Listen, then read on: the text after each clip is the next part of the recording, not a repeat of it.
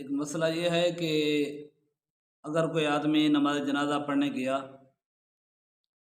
جب جنازہ گاہ پہنچا تو اس کی کچھ تکبیریں رہ گئی تھیں، تو آیا وہ امام کے سلام پھیرنے کے بعد ان کی قضا کیسے کرے؟ تو یاد رکھیں کہ جس کی کوئی ایک دو یا تین تکبیریں جتنی بھی رہ جائیں، تو اس نے امام کے سلام پھیرنے کے بعد جو تکبیرات کے درمیان میں کوئی دعا ہے، درود پاک ہے، اس کا اعادہ نہیں کرنا، اس کو دوبارہ نہیں پڑھنا، صرف جتنی تکبیریں اس کی رہ گئیں وہی تکبیریں کہہ لے تو اس کا نماز جنازہ ہو جائے گا۔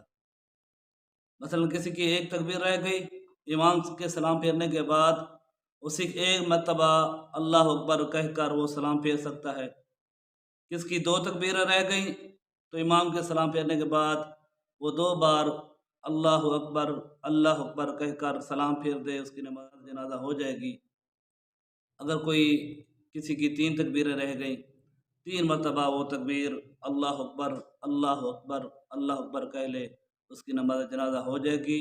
درمیان میں دعاؤں اور درود پاک کی ضرورت نہیں ہے۔